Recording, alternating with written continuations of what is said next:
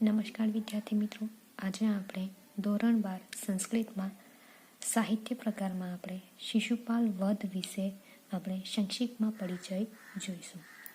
તો પહેલાં આપણે માઘ વિશે જોઈએ છીએ કે માઘે પોતાની રચના કેવી રીતે કરવામાં આવી છે.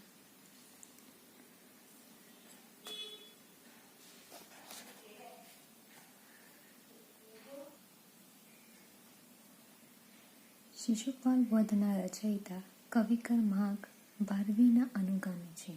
તેમનું આ મહાકાવ્ય પંચમહાકાવ્યમાં સ્થાન પામ્યું છે. આ મહાકાવ્યનું મૂળ આધાર સ્થાન મહાભારતનું સભા પર્વ છે. મુખ્ય રસ વીર છે. શિશુપાલ વધનો પ્રસંગ મુખ્ય છે. આને માટે કહેવાયું છે કે નવ સર્ગ ગતે માઘે નવ શબ્દો ન વિદતે, અર્થાત માઘના શિશુપાલ વધના નવ સર્ગો વાંચનારા માટે કોઈ શબ્દ અજાણ્યો રહેતો નથી. મિત્રો, ખાસ અહીંયા જે નવ સર્ગ ગતે માઘે નવ શબ્દ ન વિદતે છે, અહીંયા અંડરલાઇન કરજો. ઘણીવાર આપણને એમાંથી પણ MCQ પૂછી શકાય છે. પછી એવી રીતે પણ આવી શકે કે શિશુપાલ વધનું આધાર સ્થાન મહાભારતના કયા પર્વમાંથી લેવામાં આવ્યું છે, તો કયા પર્વમાંથી? સભા પર્વમાંથી. એટલે તો કે સાહિત્ય પ્રકારમાં જે કંઈ પણ આપેલું છે એ બધું આપણને વિસ્તારથી પણ સમજવું પડે, કારણ કે એમાંથી ઘણા બધા MCQ આપણને પૂછી શકાય છે. માઘના શિશુપાલ વધના નવ સર્ગો વાંચનારા માટે કોઈ શબ્દ અજાણ્યો રહેતો નથી. કેટલા સર્ગો? તો કે 9 સર્ગો વાંચનારા માટે કોઈ પણ શબ્દ અજાણ્યો રહેતો નથી. આ ઉપરાંત મેઘે માઘે ગતમ વયમ, આ પણ અંડરલાઇન કરજો તમે. એકવાર MCQ પૂછાઈ ગયેલો છે.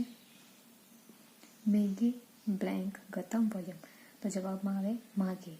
એમ કહેવામાં આવે છે કે મહાકવિ કાલિદાસનું મેઘદૂતમ અને માઘનું શિશુપાલ વધમનો અભ્યાસ કરતા સમગ્ર જીવન વીતી જાય તેમ છે. જુદા જુદા વિદ્વાનોની માન્યતા પ્રમાણે માઘનો સમય 7મી સદીથી માંડીને 10મી સદી સુધીનો છે. માઘનો સમય કયો છે? 7મી સદીથી 10મી સદી સુધીનો છે. ગુજરાત અને રાજસ્થાનની સરહદે આવેલું ભિન્નમાલ અને શ્રીમાલ નગર એમનું વતન હતું. તેથી તે શ્રીમાળી બ્રાહ્મણ કહેવાયા. હવે ગુજરાત અને રાજસ્થાનની સરહદે આવેલું કયું? તો કે ભિન્નમાલ. ભિન્નમાલ કે શ્રીમાલ એ એમનું નગર હતું. એ પણ આપણે MCQમાં પૂછી શકાય છે. તો હવે આપણે અહીંયા જોઈએ તો આપણને શિશુપાલ વધની મહાકાવ્યનું કથાનક જોવા મળે છે. તો કથાનક આપણે પહેલાં થોડી વ્યવહારુ કથા આપણે જોઈશું, પછી જે આપણને બુકમાં કથા આપવામાં આવેલી છે એના વિશે આપણે નોંધ લઈશું. હવે આપણે જોઈએ છીએ શિશુપાલ વધની કથા. હવે મિત્રો, તમારે શાંતિથી સાંભળવાનું છે. હવે શિશુપાલ વધની કથા આપણને એટલી રોચક જોવા મળે છે કે એમાં જ્યારે શિશુપાલનો જન્મ થાય છે ત્યારે એક ઘટના ઘટે છે. શું થાય છે? તો કે જ્યારે શિશુપાલનો જન્મ થાય છે ત્યારે એ જન્મતાની સાથે જ એના અંગમાં 3 આંખ અને 4 હાથવાળો બાળકના રૂપમાં એ જન્મ લે છે. કોણ? તો કે શિશુપાલ વધ.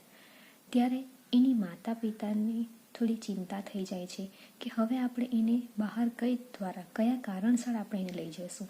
એટલે ચિંતાનો અનુભવ કરે છે કે સંસારનો સામનો આપણે કઈ રીતે કરીશું, કારણ કે કોઈ પણ સંસારમાં એને લઈ જવામાં આવે તો કોઈ એને આસુરી શક્તિ દ્વારા તો નહીં જાણશે, એને ચિંતા સતાવી રહી હોય છે. એટલે એ પ્રકારનો વિચાર કરીને એક વખત એ બાળકનો ત્યાગ કરવાનો વિચાર કરે છે. કોણ? તો કે એના માતા પિતા એ બાળકનો ત્યાગ કરવાનો વિચાર કરે છે. ત્યારે જ એક આકાશવાણી થાય છે કે એવું કરવું યોગ્ય નથી. જ્યારે એનો ઉચિત સમય આવશે ત્યારે એ બાળકના અતિરિક્ત અંગ, એટલે કે જે વધારે પડતા અંગ છે એ પોતાની મેળે શમન થઈ જશે. અને જો કોઈક એવો વ્યક્તિ, એટલે કે એ કોઈક એવો વ્યક્તિને ગોદમાં ઉઠાવવામાં આવે તો એના અતિરિક્ત અંગ સંકુચિત થઈ જશે અને એ જ વ્યક્તિ એને મૃત્યુનું પણ કારણ બનશે. એવું વિધિનું વિધાન દ્વારા નિશ્ચિત થાય છે.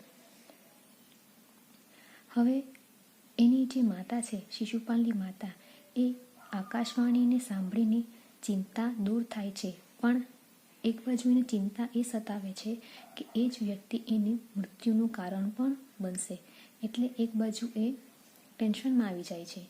હવે આપણે એકવાર જોઈએ તો જ્યારે એકવાર ભગવાન શ્રી કૃષ્ણ એ પોતાની એટલે કે પોતાના પિતાની બહેન એટલે કે એની કોણ થાય છે, એની ફોઈના ઘરે જાય છે, ત્યારે એ શિશુપાલને સ્નેહથી જોઈ છે અને સ્નેહવશથી એ પોતાની ગોદમાં એને બેસાડે છે.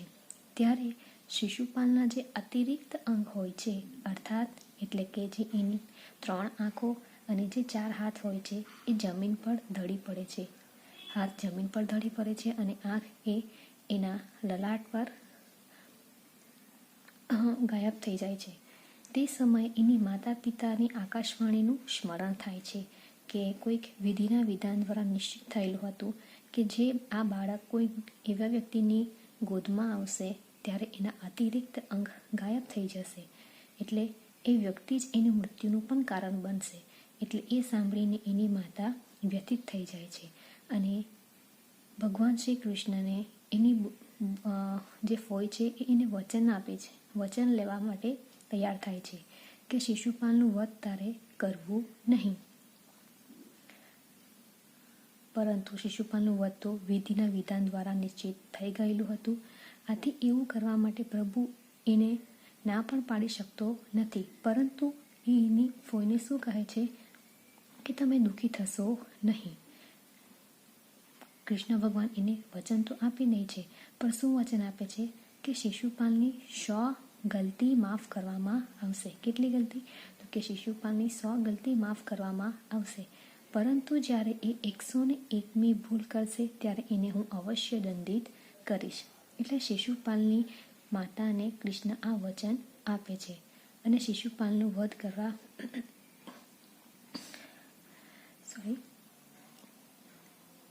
અને પછી શું કહે છે કે જો શિશુપાલનું વધ કરવા પણ પડે તો એને જન્મ મરણના ચક્રમાંથી પણ મુક્તિ મળી જશે અને એ વૈકુંઠ ધામને પ્રાપ્ત થશે. ત્યારે ભગવાન શ્રી કૃષ્ણ એ પોતાની ફોઈનું મમત્વને જોઈને વિકલ થઈ ઉઠે છે અને પોતાની ફોઈને વચન આપીને ત્યાંથી જતો રહે છે. હવે જ્યારે કાલચક્ર ચાલતું રહે છે અને મહાભારત કાળમાં જ્યારે કુરુકુરમાં કૌરવો અને પાંડવોની વચ્ચે મહારાજ પાંડુ એ જયેષ્ઠ પુત્ર યુધિષ્ઠિરનો યુવરાજ ઘોષિત કરવાનો નિર્ણય લે છે, ત્યારે આ શુભ પ્રસંગમાં રાજસૂય યજ્ઞનું આયોજિત કરવામાં આવે છે. ત્યારે ઘણા બધા સભી એટલે કે બધા જ સંબંધીઓ, રિશ્તેદારોને અને રાજાઓને, બધા મહાનુભાવોને આમંત્રિત કરવામાં આવે છે. ત્યારે વાસુદેવ શ્રી કૃષ્ણને પણ આમંત્રિત કરવામાં આવે છે. મહારાણી કુંતી જે એની ફોઈ હોય છે અને શિશુપાલ બી આ યજ્ઞમાં સામેલ થાય છે. કૌરવો અને પાંડવો પણ ભાઈ એટલે કૌરવો અને પાંડવો પણ ભાઈ હોય છે. આ સમય પર ભગવાન શ્રી કૃષ્ણ અને શિશુપાલનો આમનો સામનો થાય છે. હવે ત્યારે શિશુપાલ એ ભગવાન શ્રી કૃષ્ણને જોઈને ક્રોધિત થાય છે. કયા કારણથી? તો કે ભગવાન શ્રી કૃષ્ણ એ રાજકુમારી રૂકમણીની સાથે વિવાહ કરે છે. કારણ કે આ રૂકમણીનો વિવાહ પહેલાં કોની સાથે થવાનો હોય છે? તો કે શિશુપાલ સાથે થવાનો હોય છે. કયા કારણે આપણે જોઈએ તો કે ભગવાન શ્રી કૃષ્ણ એ રાજકુમારી રૂકમણીની સાથે વિવાહ કર્યા હતા, પરંતુ રાજકુમારી રૂકમણીના વિવાહ એનો ભાઈ કોણ? તો કે રૂકમી એ પોતાનો પરમ મિત્ર શિશુપાલની સાથે કરવાનો નિશ્ચય કરે છે. વિવાહના બધું આયોજન પણ થઈ જાય છે, પરંતુ રાજકુમારી રૂકમણી ભગવાન શ્રી કૃષ્ણને પ્રેમ કરે છે, એટલે એની સાથે વિવાહ કરવા માંગતી ન હતી અને રાજકુમાર રૂકમી એવું કરવા માટે ચાહતો ન હતો. ત્યારે ભગવાન શ્રી કૃષ્ણ રાજકુમારી રૂકમણીને મહેલમાંથી ભગાવીને લઈ જાય છે અને એની સાથે વિવાહ કરે છે. શિશુપાલને ભગવાન શ્રી કૃષ્ણ દ્વારા એ અપમાન સમજી લે છે અને ભગવાન શ્રી કૃષ્ણને પોતાનો શત્રુ માને છે. હવે જ્યારે મહાભારત કાળમાં રાજકુમાર યુધિષ્ઠિરનું યુવરાજ પદે અભિષેક કરવાનો હોય છે, ત્યારે ભગવાન શ્રી કૃષ્ણને સર્વપ્રથમ ભેટ પ્રદાન કરવામાં આવે છે અને એને સર્વપ્રથમ સન્માનિત કરવામાં આવે છે. તેથી શિશુપાલ ભગવાન શ્રી કૃષ્ણનું સન્માન જોઈ શકતો નથી. આથી ક્રોધે ભરાઈને શિશુપાલ બોલી ઉઠે છે કે એક મામૂલી ગ્વાલાને તમે આટલું સન્માન કેમ આપો છો, જ્યારે અન્ય પણ સામાન્ય માણસ ત્યાં ઉપસ્થિત છે. એમ શિશુપાલ એ ભગવાન શ્રી કૃષ્ણને અપમાનિત કરવાનું શરૂ કરે છે. ભગવાન શ્રી કૃષ્ણને અપશબ્દ કહે, કન્ટિન્યુ બોલવા માંગે છે, કન્ટિન્યુ બોલ્યા જ કરે છે અને એનું અપમાન થતું રહે છે. પરંતુ ભગવાન શ્રી કૃષ્ણ એની ફોઈને શિશુપાલની માતાને વચન આપેલું હોય છે કે 101 એ જ્યારે અપશબ્દ બોલશે ત્યારે હું એનું વધ કરીશ. અને એ સમય આવી જાય છે કે જ્યારે એ 101 અપશબ્દ બોલવા જાય છે ત્યારે ભગવાન શ્રી કૃષ્ણ સુદર્શન ચક્રનું આહ્વાન કરીને શિશુપાલનું વધ કરી નાખે છે. અને એ જ પ્રકાર ભગવાન શ્રી કૃષ્ણ એ શિશુપાલનું વધ કરે છે. હવે આપણે જોઈએ છે શ્રી કૃષ્ણ દ્વારિકામાં રહે છે. એક દિવસ ઇન્દ્રનો સંદેશ લઈને નારદ ત્યાં આવે છે. તેઓ શ્રી કૃષ્ણને સંદેશો આપતા શિશુપાલનો ત્રાસ ખૂબ વધી ગયો હોવાથી હવે તેનો વધ કરવો જરૂરી છે તેમ કહે છે. શ્રી કૃષ્ણ આ સંદેશ સાંભળે છે. એક તરફ યુધિષ્ઠિરના રાજસૂય યજ્ઞમાં જવાનું હોવાથી આ બંને કાર્યમાંથી કોને પ્રાથમિકતા આપવી તે નક્કી કરવા માટે શ્રી કૃષ્ણ બલરામ અને ઉદ્ધવ સાથે મંત્રણા કરે છે. ઉદ્ધવના સૂચન પ્રમાણે કૃષ્ણ યુધિષ્ઠિરના યજ્ઞમાં જવાનું નિશ્ચિત કરે છે. તેઓ દ્વારિકાથી હસ્તિનાપુર જવા પ્રસ્થાન કરે છે. વચ્ચે રેવતક એટલે ગિરનાર પર્વતનું સુંદર વર્ણન કવિએ કર્યું છે. મિત્રો, ઘણીવાર આપણને રેવતક પર્વત તરીકેના પર્યાયી શબ્દમાં એમસીક્યુમાં પૂછવામાં આવે છે તો રેવતકનું મિનિંગ શું થાય છે? ગિરનાર. યુધિષ્ઠિરને શ્રી કૃષ્ણ યમુના પાર કરી ગયા છે તેવા સમાચાર મળતા તે એમના સ્વાગત માટે સામે આવે છે. યુધિષ્ઠિર સાથે શ્રી કૃષ્ણ હસ્તિનાપુર એટલે કે ઇન્દ્રપ્રસ્થમાં પ્રવેશે છે. આ સમયે શ્રી કૃષ્ણને જોવા નગરની બંને બાજુના રસ્તે ઊભેલી સ્ત્રીઓ અને તેમના મુખ ઉપરના વિવિધ ભાવોનું સુરેખ ચિત્ર કવિએ ઉપસાવ્યું છે અને પોતાનું મહાકવિપણું સાબિત કર્યું છે. યજ્ઞના પ્રારંભ પૂર્વે શ્રી કૃષ્ણની અગ્ર પૂજા કરવામાં આવે છે, જે ચેદી નરેશ શિશુપાલ કહી શકતો નથી. તે સમયે શિશુપાલ શ્રી કૃષ્ણને અપશબ્દ બોલીને અપમાન કરે છે અને પોતાનો વિરોધ દર્શાવે છે. ભીષ્મ શિશુપાલને પડકારે છે, તેથી તે સભા મંડપનો ત્યાગ કરીને યુદ્ધ માટે પોતાની સેનાને સજ્જ કરે છે. શિશુપાલનો દૂત શંકાપૂર્ણ સંદેશો લાવે છે. તે યુદ્ધ અથવા આત્મસમર્પણની માંગણી કરે છે. છેવટે યુદ્ધ થાય છે. અંતે શ્રી કૃષ્ણ સુદર્શન ચક્ર છોડીને શિશુપાલનું મસ્તક ધડથી જુદું કરી નાખે છે અને તેના શરીરમાંથી નીકળેલું તેજ શ્રી કૃષ્ણના શરીરમાં સમાઈ જાય છે.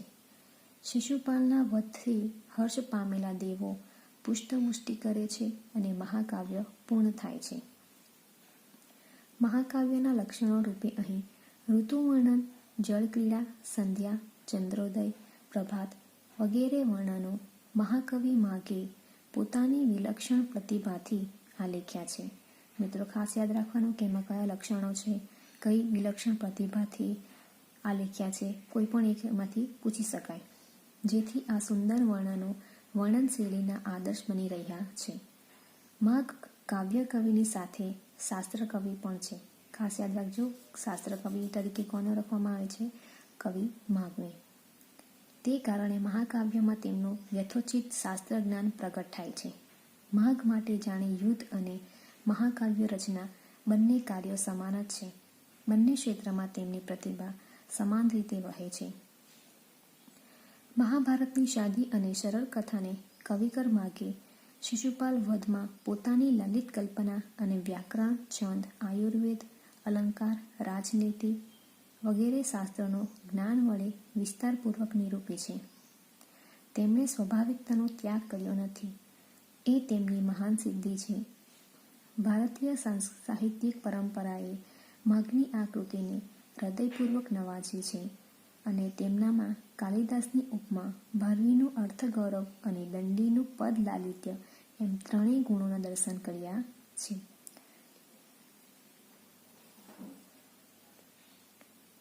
Thank you.